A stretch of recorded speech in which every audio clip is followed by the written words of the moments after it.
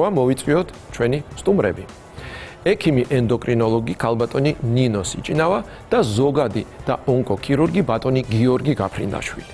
სტუმრებს ვთხოვთ სტუდიაში. მოგესალმებით. გამარჯობათ. კეთილი იყოს თქვენი მობრძანება ჩვენს გადაცემაში. უნდა ვისაუბროთ ძალიან საინტერესო თემაზე, ფარისებ ჯირკვალზე, დაავადებებზე, ბიოპსიაზე, რაც ძალიან საინტერესო საკითხია და აწუხებს ალბათ ჩვენს მოსახლეობას და სანამ დავიწყებთ საუბარს, გთხოვთ მიირთვათ წყალი მთის, წყალი რომელიც არ შეიცავს ბრომატს. დიდი მადლობა. ნინა, მოდი ასე ვთქვათ, ენდოკრინულ სისტემაში რა ადგილი უკავია ფარისებ ჯირკვალს? ანუ ეს არის ორგანო, რომელიც პასუხისმგებელია ნივთიერებათა ცვლაზე, ძილზე, ტემპერატურაზე, წონის მომატებაზე ან კლებაზე, ელემენტარული გულის რითმზე, ყველაფერზე, ნერვულ სისტემაზე, ხო, ვთქვათ, რეპროდუქციულ სისტემაზე. ანუ რამდენად მნიშვნელოვანია ეს, რა თქმა უნდა, უდავოა. და მაგას დავუმატოთ ის, რომ ერთი ფარისებური ჯირკვის როლი ჩვენს ენდოკრინულ სისტემაში და მეორე ის, რომ საქართველოს პრაქტიკულად ენდემური მხარეა, სადაც ძალიან მაღალია ფარისებური ჯირკვის ესა თუ ის დაავადებები, მისი სიხშირე და არის რეგიონები საქართველოში, სადაც ეს კრიტიკულ ნიშნულსაც აღწევს და მოდი ვკითხოთ აი ამ სტატისტიკის შესახებ ჩვენს ენდოკრინოლოგს. პირველ რიგში მოგესალმებით. გეთანხმებით, ფარისებრი ჯირკვალი ენდოკრინული სისტემის ერთ-ერთ უმთავრეს ორგანოს წარმოადგენს და მისი ნორმალური ფუნქციონირება აუცილებელია თითქმის ყველა სისტემის გამართული მუშაობისთვის. ეს იქნება რეპროდუქციული სისტემა, გულსისხლძარღვთა, ნერვული თუ სხვა სისტემები. არსებობს ფარისებრი ჯირკვლის სხვადასხვა დაავადებები, რომელიც შეიძლება იყოს როგორც ფუნქციის დარღვევით მიმდინარე პათოლოგიები, შესაძლოა იყოს სტრუქტურის დარღვევით მიმდინარე დაავადებები და ის დაავადებები, რომლის დროსაც დარღვეულია როგორც ფარისებრი ჯირკვლის ფუნქცია, ასევე მისი სტრუქტურა. ფუნქციური დარღვევით მიმდინარე დაავადებებს შორის არსებობს ჰიპოთირეოზი და ჰიპერთირეოზი. ჰიპოთირეოზი ეს არის მდგომარეობა, როდესაც ფარისებ ჯირკვალში ვერ გამომუშავდება საკმარისი რაოდენობით ჰორმონები, ხოლო ჰიპერთირეოზის შემთხვევაში პირიქით იმაზე მეტი რაოდენობით ჰორმონი გამომუშავდება, ვიდრე ეს ორგანიზმს ესაჭიროება და რა თქმა უნდა, უარყოფითად მოქმედებს ორგანიზმზე. ამ ორი დაავადების შემთხვევაში სიმპტომატიკა, რა თქმა უნდა, განსხვავებულია. მაგალითად, ჰიპოთირეოზისთვის დამახასიათებელია საერთო სისუსტე, შრომის უნარიანობის დაქვეითება, შეშუპება, ძილიანობა დღის საათებში, წონის მატებისადმი მიდრეკილები არიან ხოლმე ასეთი პაციენტები. ასევე ძალიან ხშირად არის თმის სვენა, კანის სიმშრალე, ფრჩხილების მტვრევადობა, დეპრესიულობისადმი მიდრეკილება, შეშუპება, მეხსიერების გაუარესება და ასე შემდეგ. ხოლო ჰიპერთირეოზის შემთხვევაში პირიქით წონის კლებისადმი არიან პაციენტები მიდრეკილები, გულისცემის აჩქარების შეგრძნება აქვთ გაძლიერებული, რის გამოც ხშირად კარდიოლოგთან ხვდებიან ხოლმე ხშირ შემთხვევაში, ასევე შესაძლოა იყოს ემოციურობა, გაღიზიანებადობა და მსგავსი ჩივილები. ასეთ პაციენტებს ხშირად აქვთ მაგალითად ხელების კანკალი, შინაგანი კანკალი, ცვლილებები თვალების მხრივ და ასე შემდეგ. ასევე საკმაოდ ხშირად ხდება დაავადება ქრონიკული აუტოიმუნური თირეოიდიტი, რომელიც გულის არის აუტოიმუნური წარმოშობის და ამ დროს რატომღაც იმუნური სისტემა ვერ ცნობს საკუთარ ფარისებრ ჯირკვალს, რის გამოც ამორჩევითად აზიანებს მას, მის წინააღმდეგ გამოიმუშავებს ანტისხეულებს, რასაც საბოლოო ჯამში მივყავართ ფარისებრი ჯირკვლის ფუნქციის შეუქცევა დაზიანებამდე. და ასეთი პაციენტები თითქმის მთელი ცხოვრების განმავლობაში მედიკამენტოზურ მკურნალობას საჭიროებენ. რაც შეეხება სტრუქტურული დარღვევით მიმდინარე დაავადებებს, აქ გამოვყოფდი კვანძოვან და მრავალკვანძოვან ჩიხს. ეს ნიშნავს იმას, რომ ჯირკვალში არის ერთი ან მრავლობითი კვანძი. კვანძები ზოგადად შესაძლოა განვითარდეს როგორც ნორმალური, ასევე დარღვეული ფუნქციის ფონზე. რაც შეეხება სიმპტომებს, თუ კი ფარისებრი ჯირკვლის ფუნქცია არის შენარჩუნებული, კვანძოვანი დაავადება შესაძლოა სრულიად უსიმპტომოდ მიმდინარეობდეს და მხოლოდ შემთხვევით პროფილაქტიკური გამოკვლევის დროს გამოვლინდეს კვანძის არსებობა.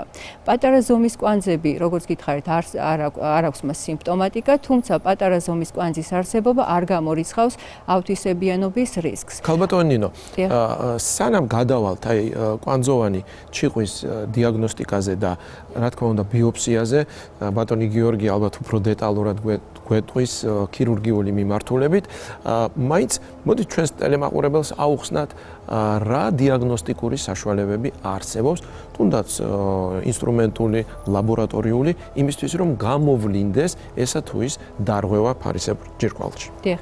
ფარისებრი ჯირკვლის სრულფასოვანი გამოკვლევისთვის აუცილებელია როგორც ლაბორატორიული, ასევე ინსტრუმენტული კვლევები.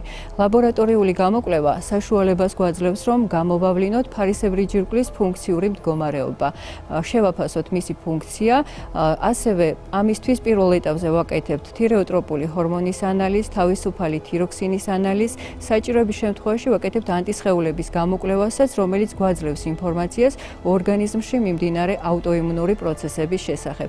როდესაც დავასრულებთ ფარისებრი ჯირკვლის ფუნქციური კვლევების ჩატარებას, აუცილებლად უნდა ჩატარდეს პირველ რიგში ულტრასონოგრაფიული გამოკვლევა ფარისებრი ჯირკვლის, იგივე ეკოსკოპია, რომელიც გვაძლევს ინფორმაციას ფარისებრი ჯირკვლის ზომის შესახებ, მასში არსებული კვანძოვანი წარმონაქმნის შესახებ და გვეხმარება შევაფასოთ ეგრეთ წოდებული საეჭვო კვანძი, რომლის სხვადასხვა კრიტერიუმი არსებობს, მაგალითად ეკოგენობა, კალცინატის არსებობა, ვასკულარიზაცია, ძალიან მნიშვნელოვანი ასევე ზომა, ფორმა, კონტურები კვანძის. თუ კი საეჭვოდ ჩაითვალა რადიოლოგის და ენდოკრინოლოგის მიერ ეს კვანძი საეჭვოდ სიმსივნურ წარმონაქმნზე, ამ შემთხვევაში აუცილებლად ვატარებთ წვრილნემსიან ასპირაციულ ბიოპსიას, რომელიც გვეხმარება კეთილთვისებიანი და ავთვისებიანი კვანძების დიფერენცირებაში. და ბატონ გიორგის მინდა ვკითხო, სანამ გადავალთ რა შემთხვევაში ტარდება ბიოპსია, რამდენად უმტკივნეულოა ეს პროცედურა პაციენტისთვის, იმიტომ რომ როდესაც პაციენტი იგებს, რომ უნდა ჩაუტარდეს ბიოპსია, ერთია ვაი რამე არ აღმოჩნდეს და მეორე არ მეტკინოს. აი ეს ტკივილის კომპონენტი, დისკომფორტის კომპონენტი რამდენად არის აცილებული დღევანდელი მასალების გათვალისწინებით, ქირურგის ხელის გათვალისწინებით, რაზეა დამოკიდებული, რომ პაციენტმა არანაირი დისკომფორტი არ განიცადოს ამ კუთხით. ხო, წვრილნემსიანი ასპირაციული ბიოპსია ფარისებრი ჯირკვლის შემთხვევაში ამბულატორიულ პირობებში ტარდება. შესაბამისად, თვითონ სახელით წვრილნემსიანი ბიოპსია მიუთითებს იმაზე, რომ აბსოლუტურად უმტკივნეულოა, ძალიან მცირე ზომის ნევსია და ერთი ჩხვლეტა მცირე ზომის დისკომფორტი შეიძლება იგრძნოს ამ შემთხვევაში პაციენტმა. ამ შემთხვევაში ულტრაბგერის კონტროლის ქვეშ. კი, რა თქმა უნდა, ულტრაბგერითი კონტროლის ქვეშ ხდება კვანძის შეფასება, როგორც ნინიმ აღნიშნა, საეჭვო კვანძის შემთხვევაში.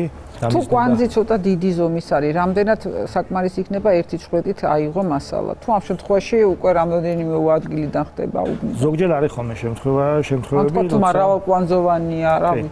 არის ხოლმე შემთხვევა, როცა საკმარისი არ არის ერთი ჩხვლეტა, საკმარისი უჯრედები არ არის ამოსული, იმიტომ რომ ჩვენ როცა ვაკეთებთ ამ პროცედურას, გვერდით ლაბორანტი პარალელურად უყურებს მიკროსკოპის ქვეშ ამ მასალას, აღებულ მასალას. თუ საკმარისი არ არის ეს უჯრედები იმისთვის, რომ დაიწეროს ზუსტი დიაგნოზი კვლევის შედეგი, ამ შემთხვევაში ხდება ხოლმე საჭირო განმეორებითი ბიოპსიის ჩატარება. ქალბატონო ნინომ ახსენა ზომები. კვანძების ზომები. ამ შემთხვევაში რაზეა დამოკიდებული? აი ჩვენება როდის არის? რა ზომის კვანძი უნდა იყოს, რომ შეგვეპაროს რაღაც ეჭვი და გადავდგათ ნაბიჯი ბიოპსიისკენ? წინა წლებში იყო ხოლმე ესეთი მოსაზრება და გაიდლამინები პროტოკოლები წერდნენ იმის შესახებ, რომ 1 სანტიმეტრზე მეტის ზომის კვანძი უკვე ითვლება ჩვენებაც რომ გაკეთდეს ბიოპსია, თუმცა თანამედროვე მედიცინა, თანამედროვე მიდგომები უკვე კვანძის ზომასთან ერთად ასევე უყურებს ულტრაბგერითი კვლევით, როგორია სტრუქტურა თვითონ ამ კვანძის, როგორია კონტურები კვანძის. და ამ ყველაფრის შეფასების შემდეგ სპეციალური ტირას კლასიფიკაცია არსებობს. შესაბამისი კლასიფიკაციის მინიჭების შემდეგ ხდება უკვე გადაწყვეტა ენდოკრინოლოგთან შეთანხმებით, გაკეთდეს თუ არა ბიოპსია. გართულებები რაც შეიძლება ახდეს თუნდაც აი ამ ძალიან მიკროსკოპული წვრილნემსით გაკეთებულ პროცედურას. წვრილნემსიანი ასპირაციული ბიოპსიის დროს ერთი ყველაზე დიდი პლუსი ამ კვლევის ის არის, რომ არანაირი ანესთეზიო მედიკამენტი არ გამოიყენება, ანესთეზია არ გვჭირდება. შევდივართ წვრილნემსის ზუსტად კვანძში, კვანძიდან ვიღებთ მასალას, რაც შეეხება გართულებებს, არანაირი სერიოზული გართულება არ ახასიათებს ერთადერთი გართულებასაც ვერ დავარქმევთ ამას, ეს არის დისკომფორტი რამოდენიმე საათი პროცედურის შემდეგ და ძალიან იშვიათ შემთხვევაში მცირე ზომის ჰემატომა იმ ადგილზე, საიდანაც მოხდა ჩხლეტა. ბატონო გიორგი, დაახლოებით რამდენ ხანში გვაქვს ხოლმე პასუხი? იმიტომ რომ არსებობს ექსპრეს დიაგნოსტიკა და ალბათ უფრო ღრმა მორფოლოგიური კვლევა. და შემდეგ აი როგორ ხდება ამის საფუძველზე დაგეგმარება უკვე ოპერაციის, რა მოცულობის ჩარევა უნდა განხორციელდეს? კი ბატონო, თვითონ პროცედურის შემდეგ ეს მასალა, რომელიცაც ვიღებთ ფარისებრი ჯირკვლის კვანძიდან, ამას ნახულობს ჯერ ლაბორანტი, შემდეგ უკვე იგზავნება, მუშავდება ეს მასალები და უახლოესი რამოდენიმე საათის განმავლობაში უკვე პაციენტს აქვს შეიძლება ერთი დღე დაჭერდეს თუ რაღაც ისეთი ხელისშემშლელი ფაქტორი იქნა. ანალიზის პასუხი, ანუ ეს ციტოლოგიური კვლევა უჯრედულ დონეზე ხდება ამ მასალის შესწავლა, ციტოლოგიური კვლევით დგინდება ავთვისებიანობის ხარისხი, ანუ არის ეს კვანძი ავთვისებიანი თუ არის კეთილთვისებიანი.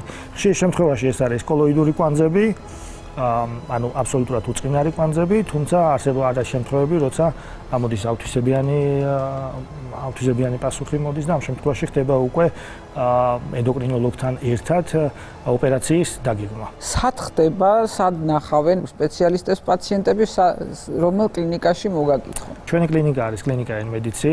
თბილისის მასშტაბით არის რამოდენიმე ფილიალი, სადაც შეუძლიათ პაციენტებს მიმართონ, ის წინა ბიოპსიის ან წინა საოპერაციო ესეთი კვლევები გააკეთონ და შემდეგ უკვე ჩვენთან ცენტრალურ ფილიალში მობრძანდნენ და იქ მიიღონ მომსახურება. რამდენად გახდა პროგნოზულად კეთილსაიმედო ფარისებურის ავთვისებიანი სიმსივნეები, იმიტომ რომ ადრე რომ რთულად მიმდინარეობდა, მაღალი იყო ლეტალური გამოსავალი, ეხლა პრაქტიკულად არც გაიგებ და არც ისმის, რომ ვიღაცა დაიღუპა ფარისებური ჯირკვლის ავთვისებიანი წარმონაქმნით. რამე არასწორს ვამბობ? არა, პირიქით გეთანხმებით, ფარისებრი ჯირკვალი ზოგადად გამომდინარე იქიდან, რომ სწორი დამენეჯმენტების შემთხვევაში უჯრედებისგან არის წარმოდგენილი, არსებობს ყველაზე გავრცელებული ფარისებრი სიმსივნე პაპილარული კარცინომა, რომელსაც ახასიათებს აბსოლუტურად ნელი ზრდა და გვიანი მეტასტაზირება კისრის ლიმფურ კვანძებში. ეს ნიშნავს იმას, რომ ადრეულ ეტაპზე დროული დიაგნოსტიკის შემთხვევაში და დროული მკურნალობის შემთხვევაში 99%-ში ეს დაავადება არის განკურნებადი. შეიძლება თამამად ვთქვათ, რომ პროფილაქტიკურ შემოწმებას აქვს გადამწყვეტი მნიშვნელობა. დროული დიაგნოსტიკა ნიშნავს, რა თქმა უნდა, ეფექტურ მკურნალობას. თუ ხართ დაკვირვებული, საქართველოს რომელი კუთხიდან არიან უფრო მეტად წარმოდგენილები ფარისებური ჯირკვლის ამა თუ იმ პათოლოგიით? იქიდან გამომდინარე, რომ იოდდეფიციტური ზონები ძირითადად არის მაღალმთიანი რეგიონები, იოდის დეფიციტი არის ის წინაპირობა, რომ შესაძლოა განვითარდეს კვანძოვანი დაავადება.